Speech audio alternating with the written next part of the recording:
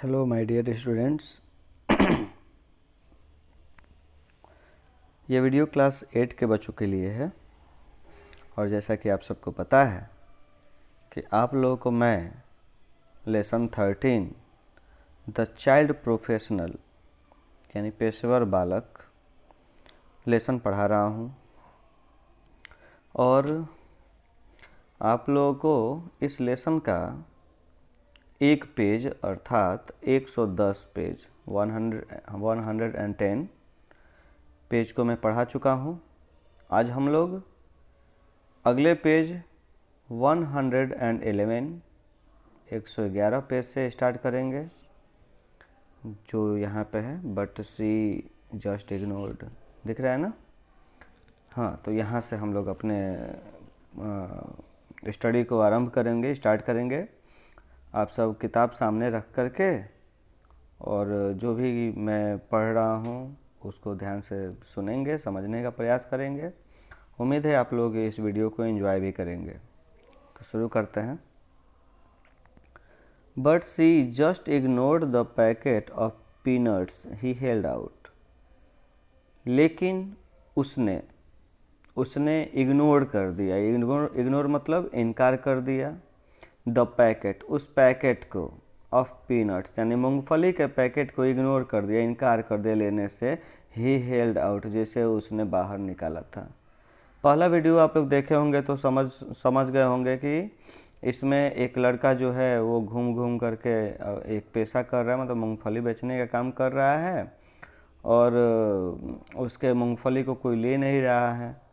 तो नहीं लेने के बाद से वही क्रम फिर दोहरा रहा है। अंत में वह एक औरत के पास जा रहा है। औरत के पास जा कर के अपने कह रहा है कि भाई जो है, यहाँ दिख रहा होगा आप लोग को, hot roasted peanuts, do you want any, यानी गरम गरम भुने हुए मूंगफली ले लीजिए। डू यू वांट एनी, क्या आपको कोई चाहिए। तो ये क्वेश्चन जो है, ये बात जो है यहाँ पे, ये जो बात है ना, ये बात वो लड़का जो है एक औरत से पूछ रहा है। तो उस पर यहाँ पे दिया हुआ है बट सी जस्ट इग्नोर्ड, लेकिन उसने साफ इनकार कर दिया। द पैकेट ऑफ पीनट्स यानी मूंगफली के पैकेट को सी ही हेल्ड आउट, जैसे उसने बाहर निकाला था। And as he moved around I saw that no one bought either gram और पीनट्स फ्रॉम हिम। लेकिन जैसे ही वह और आगे की ओर बढ़ा, मैंने देखा, ऐसा मैंने देखा, यानी जो इस कहानी को लिखा हुआ है ना, वो बोल रहा है कि मैंने देखा डैट की नो वन बॉट, किसी ने भी नहीं खरीदा, आइदर ग्राम और पीनट्स, ना तो चना ही खरीदा और ना ही मूंगफली ही खरीदा, फ्रॉम हिम, उस लड़के से। This was not quite the place for him, यह स्थान जो था ना उसके लिए उपयुक्त स्थान नहीं था। क्वाइट मतलब कह सकते हैं शांत होता है, लेकिन यहाँ पे इस कहानी के हिसाब से उपयुक्त रखेंगे। यह स्थान उसके लिए उपयुक्त स्थान नहीं था। आई थॉट, मैंने सोचा। Even though he was not at some distance, भले ही वह अब कुछ दूरी पर था। भले ही, इवन दो माने भले ही वॉज नाउ, वह जो है अब था, एट सम डिस्टेंस यानी कुछ दूरी पर। I could still see in my mind the small inquiring face, मैं उसे साफ तौर पर उस छोटे से लड़के को अपने इंक्वायरिंग फेस यानी कि अपने मतलब जांच पड़ताल वाला, मतलब खोजी नज़रों से, खोजी चेहरों से उसे देख सकता था। एंड द लार्ज आइज, और बड़ी बड़ी आँखों से। And I suddenly felt heavy at heart and sadness, और मैं अचानक जो है अपने मन में निराशा के भाव को ले लिया, यानी निराशा के भाव को महसूस करने लगा। एज दो ब्रूस्ड मतलब कि एक भारी चोट के साथ अपने आप को महसूस करने लगा। यानी कि यह सब देख करके, चूँकि उस छोटे से लड़के से कोई वस्तु खरीद नहीं रहा था, इस चीज़ को देख करके जो लेखक था ना, उसका आत्मा जो है, उसका हृदय जो है एकदम भारी हो गया। वह एकदम आहत हो गया, चोटिल हो गया कि ऐसा क्या करे जिससे कि उस लड़के का कोई सामान जो है खरीद सके। आगे देखते हैं। This was an age when parents were constantly nagged by children wanting gram, ice cream, colored candies, peanuts and other preserved sweets, lollipop, chocolates and the like। इतना का देखिए, यह एक अवस्था था, यह एक आयु था, एक ऐसा आयु था, मतलब उस लड़के का आयु ऐसा आयु था जब पेरेंट्स जो होते हैं, माता पिता जो होते हैं, वो नियमित रूप से परेशान रहते हैं। नेग्ड मतलब परेशान रहना, किससे? तो बाय चिल्ड्रन, बच्चों से। और बच्चों से क्यों परेशान रहते हैं?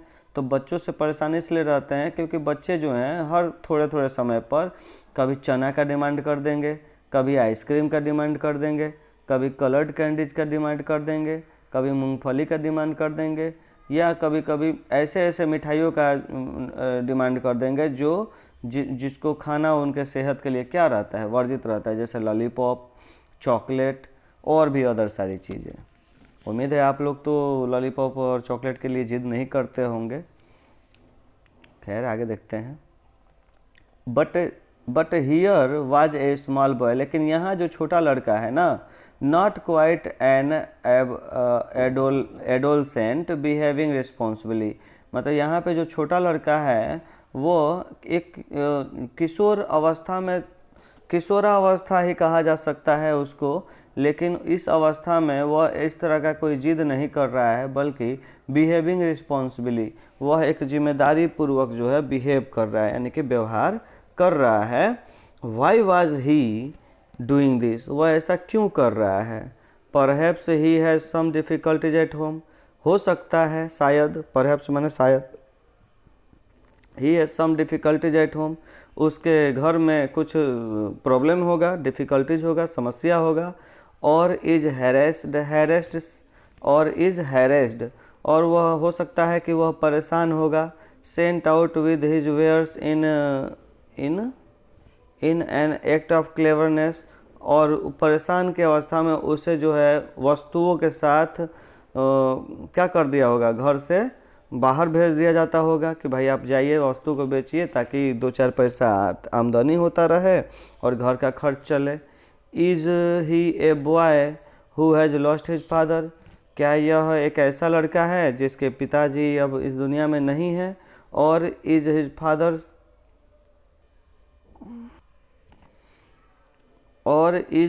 Father without a sense of responsibility, या क्या इसके पिताजी के पास ऐसा कोई है जो कि मतलब उसके पिताजी जो है रिस्पॉन्सिबिलिटी नहीं लेते हैं, जिम्मेदारी नहीं लेते हैं घर की।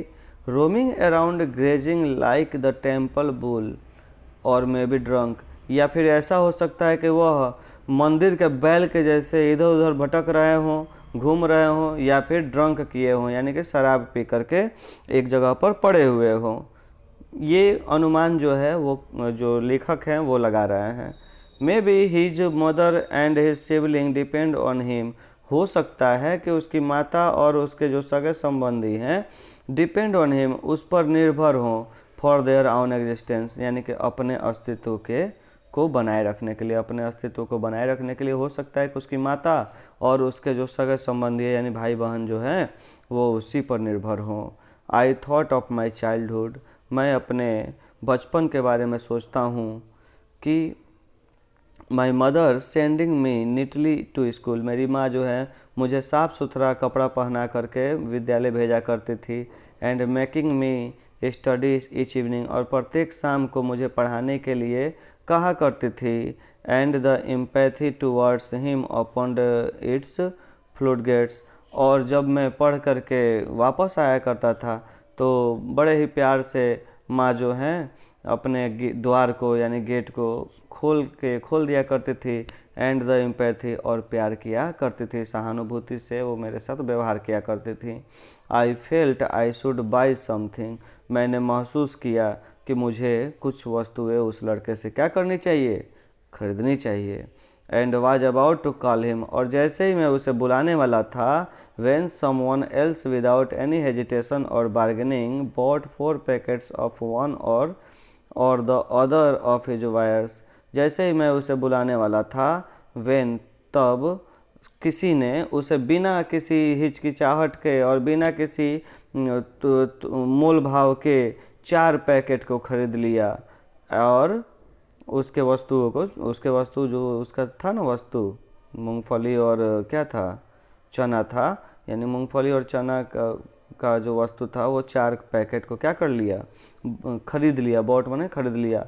ही took the packet deftly out of the long ola leaf bag, वह अपने लंबे से ओला के पत्तों का बना हुआ जो बैग था उस बैग से उसने तेजी से, डेफ्टली मतलब कह सकते हैं, आपके किताब में भी दिया हुआ डेफ्टली, स्किलफुली मतलब बड़े ही चतुराई से, डेफ्टली मतलब चतुराई से, बड़े ही चतुराई से क्या किया, उस पैकेटों को निकाला।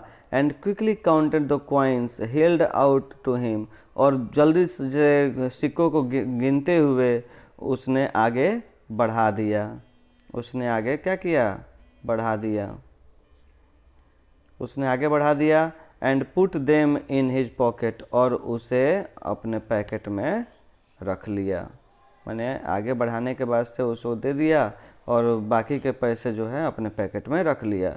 ही मूव्ड अवे फ्रॉम माई मिलनकोली, मिलनकोली मतलब वह अब मेरे, मिलनकोली, मिलनकोली का मतलब आपके किताब में ही दिया हुआ है, फीलिंग ऑफ डीप सैडनेस, यानी कि निराशा के भाव से अब वो मेरे से दूर जा चुका था। My heart lighter and almost joyful, मेरा हृदय जो है अब वो प्रसन्नचित हो चुका था और खुश हो चुका था। Now I could concentrate again on the music, अब मैं अपने दोबारा संगीत पर अपना ध्यान क्या कर सकता था, कॉन्सेंट्रेट कर सकता था, यानी कि ध्यान लगा सकता था।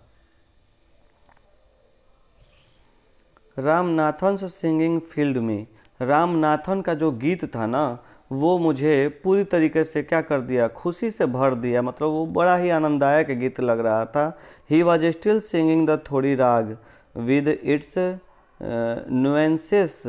नुएंसेस, यानी कि वह अभी भी जो है थोड़ी राग में ही गीत को गा रहे थे, जो कि बड़ा ही एक अलग प्रकार के सुख का अनुभव करा रहा था। नुएंसेस मतलब आपके किताब में ही खुद दिया हुआ है, फाइन डिफरेंस, यानी एक अलग प्रकार का, बेहतरीन ढंग से अलग प्रकार का। I felt like floating the wind in the wind, मैंने महसूस किया कि मैं हवा में तैर रहा हूँ। इनग्रोस्ड इन इंचेंटमेंट, यानी कि एक अलग अलग से जादू, मतलब जादू में मैं हवा में क्या कर रहा हूँ, फ्लोटिंग कर रहा हूँ, यानी कि तैर रहा हूँ। I happen to meet him again the next Saturday evening at West Street, West Street में अगले शनिवार के शाम के दिन मैं दोबारा उस लड़के से जा मिला। This time he had balloons of different colour, इस समय उसके हाथों में जो है अलग अलग रंगों के बैलून थे, यानी गुब्बारे थे। It is now the selling of balloon, अभी के समय में वह जो है बैलून बेच रहा था, यानी कि गुब्बारा बेच रहा था। कौन? वही लड़का जो उस संगीत महासभा में पीनट्स और ग्राम बेच रहा था।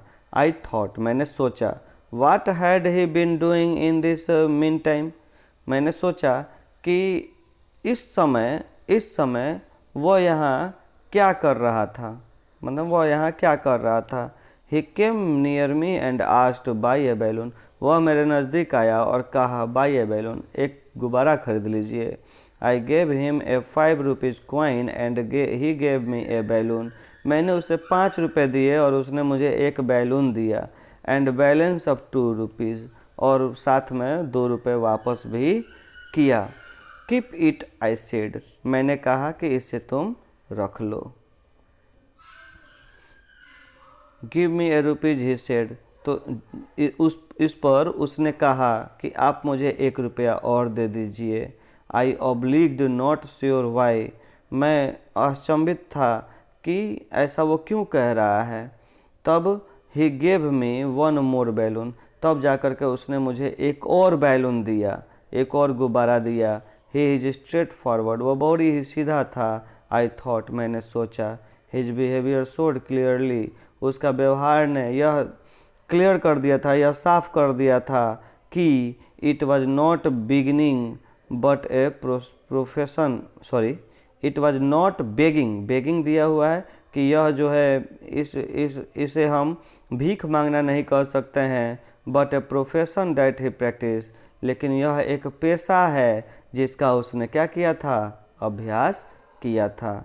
देन स्टूडेंट देखिए, जितना भी मैं वर्ड मीनिंग पढ़ रहा था ना, नीचे देख देख करके ये यहाँ पे ये सारा दिया हुआ है वर्ड मीनिंग। ब्रूस्ड दिया है, नेक दिया है, एडोलेसेंट दिया है। आप इसी में से वो वर्ड मीनिंग का अर्थ देख करके समझ सकते हैं। मैं तो स्टूडेंट्स, आज मैंने आप लोगों को लेसन 13 द चाइल्ड प्रोफेशनल का पेज नंबर 111 कंप्लीट करवाया।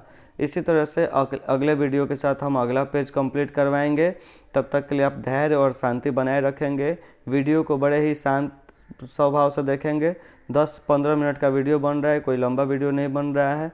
24 घंटे में अगर आप 15 मिनट का समय हमें दे देते हैं तो उम्मीद करते हैं कि आपको यह जो है यूनिट का हर एक पेज के हर एक वर्ड मीनिंग के साथ, हर एक वर्ड के साथ आसानी से आप समझ सकते हैं।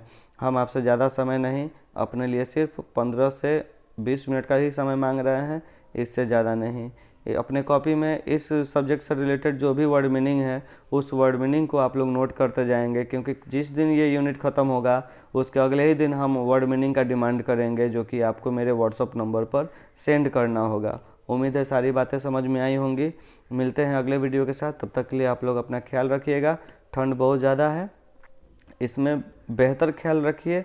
शुभकामनाओं के साथ मैं अपने बातों को यहीं समाप्त कर रहा हूँ। अपना ख्याल रखिएगा। जय हिंद।